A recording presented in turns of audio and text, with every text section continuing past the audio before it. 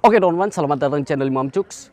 Di kesempatan kali ini teman-teman, di sini aku bakal buat tentang tutorial circle kejar ya teman-teman. Karena banyak banget nih yang nanya ya lumayan banyak lah yang nanya.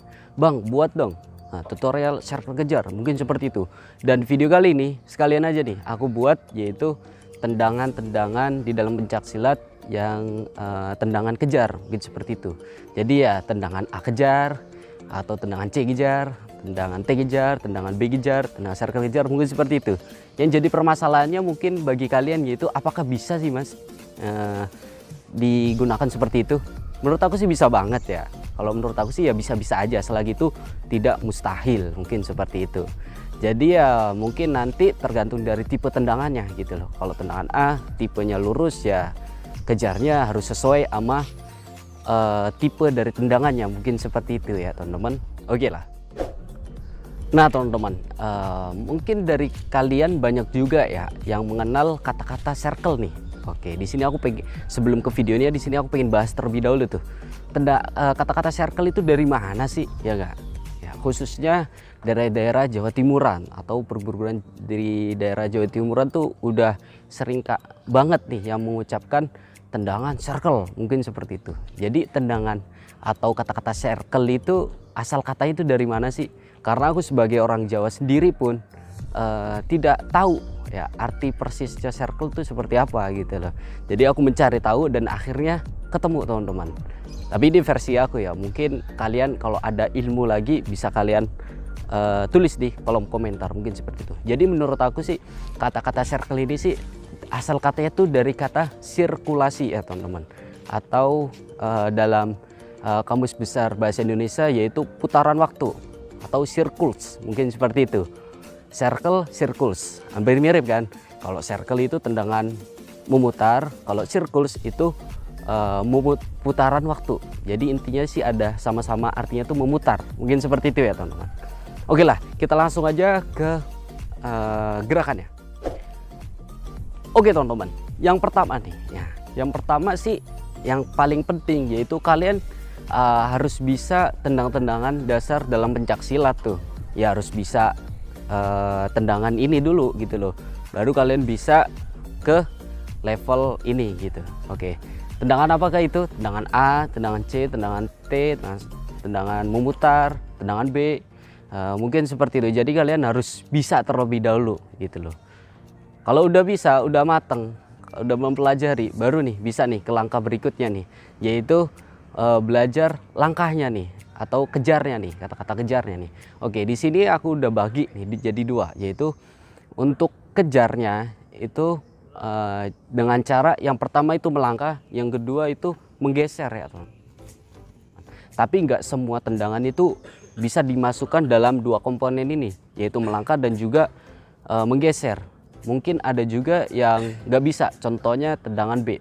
Tendangan B geser nggak bisa ya teman-teman, karena spesifik tendangan B itu ke belakang, tendangannya ke belakang, jadi kurang cocok, kurang sesuai bahasanya begitu. Oke, mungkin seperti itu ya teman-teman. Jadi untuk kata-kata kejar itu yaitu melangkah, kalau enggak ya menggeser, mungkin seperti itu. Jadi nanti kita sambungin ke tendang-tendangannya tuh. Oke. Oke teman-teman, yang pertama ini tendangan A. Oke, tendangan A itu menurut aku sih bisa dilakukan dengan cara melangkah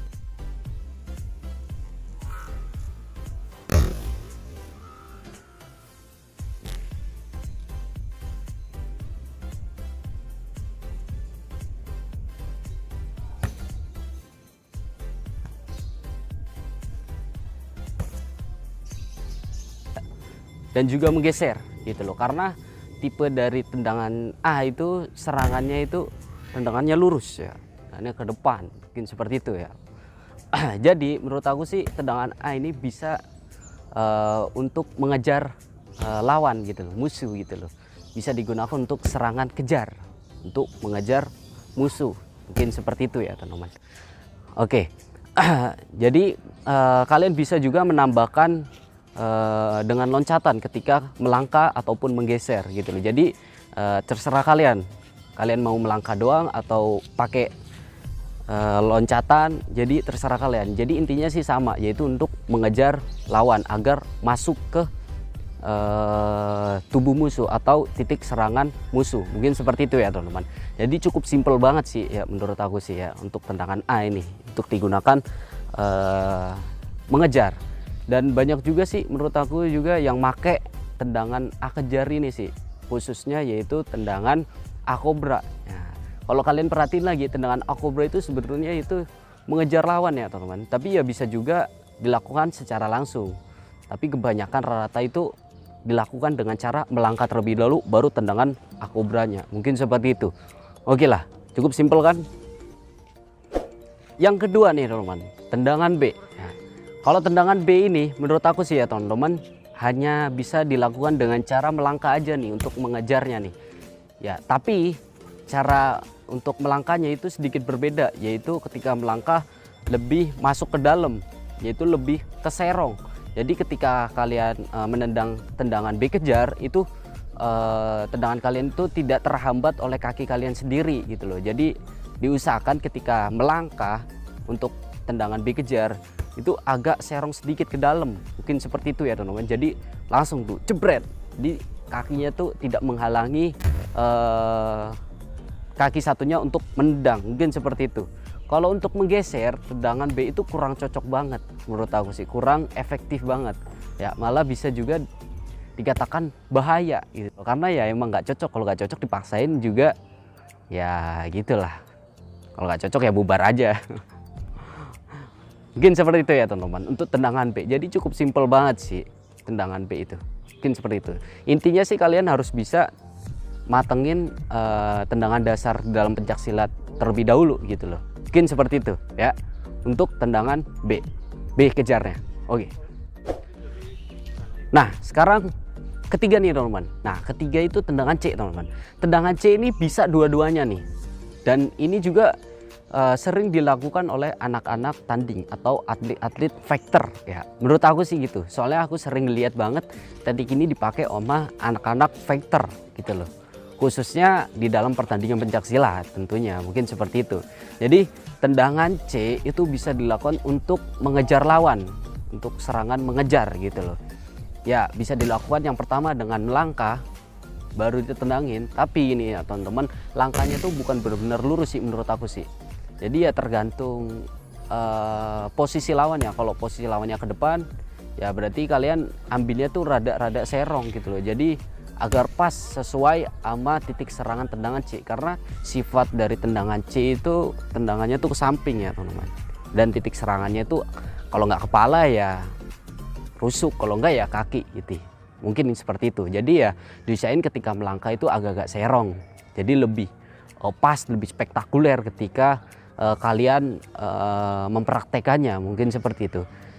Dan yang kedua bisa juga dilakukan dengan cara menggeser. Nah ini sering banget sih dilakukan untuk menggeser dengan cara digeser baru ditendangin gitu loh, tipe serangan kejar, mungkin seperti itu ya teman-teman. Jadi kenapa kok aku bilang sering digunakan anak fighter, karena sih menurut aku sih ini buat pancingan aja sih. Jadi habis tendangan C geser, otomatis musuh biasanya itu langsung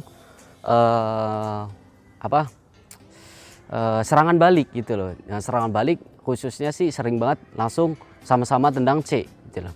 Jadi sama orang-orang atlet atau fighter itu bisa dimanfaatkan dengan tangkepan baru dibanting, mungkin seperti itu. Itu sering banget sih menurut aku sih dipakai ya. Oke, mungkin seperti itu ya untuk tendangan C. Oke teman-teman, sekarang masuk ke nomor 4 nih, yaitu tendangan T.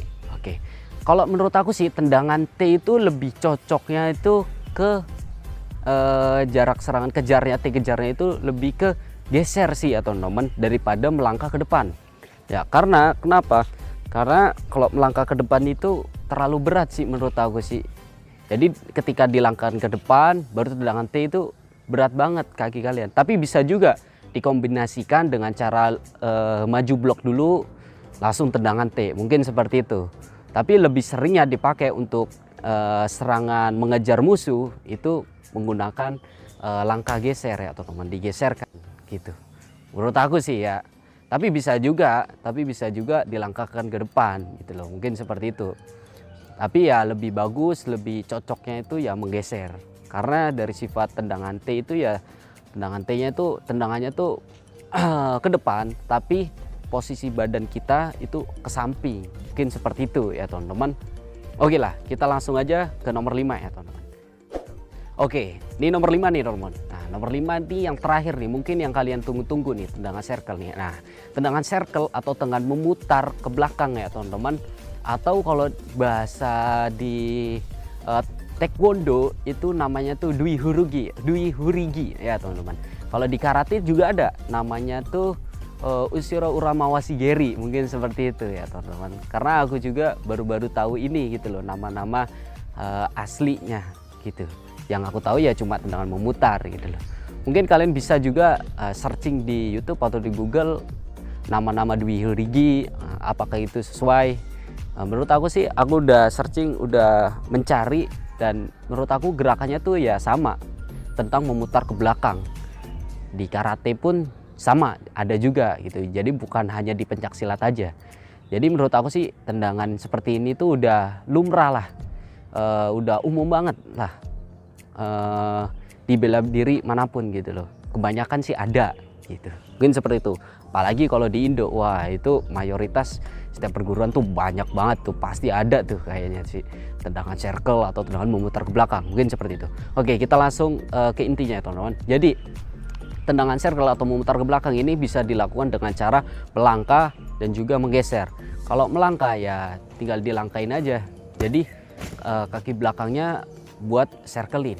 Mungkin seperti itu.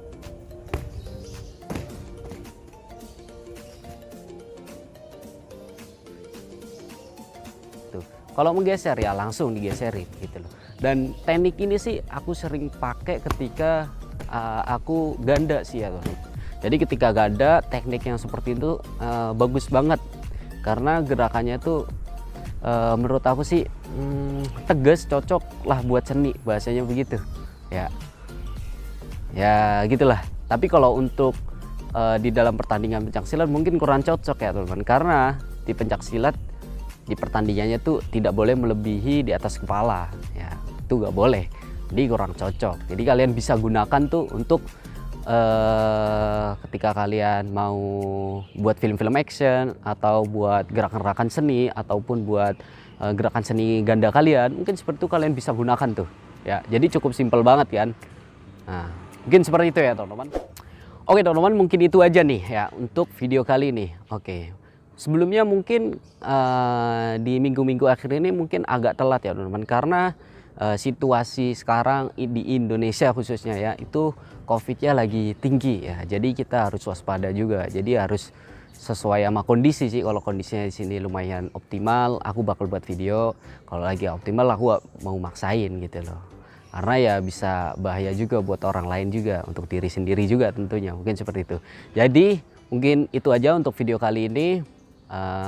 Kalau kalian ngerasa video ini bisa bermanfaat buat kalian, ya kalian bisa like video ini ataupun subscribe bagi yang belum, mungkin seperti itu. Dan bagi kalian yang gak suka sama video ini sih ya nggak apa-apa, nggak usah subscribe, nggak usah like juga nggak apa-apa ya. Yang penting sih niat aku itu untuk sharing-sharing ilmu lah, nambah wawasan aja lah, mungkin seperti itu ya teman. Ya mungkin itu aja lah, khususnya buat kalian nonton ini di era COVID ini. Dijaga kesehatannya, semoga selalu sehat, dijauhkan dari segala penyakit, mungkin seperti itu. Oke lah, bye bye.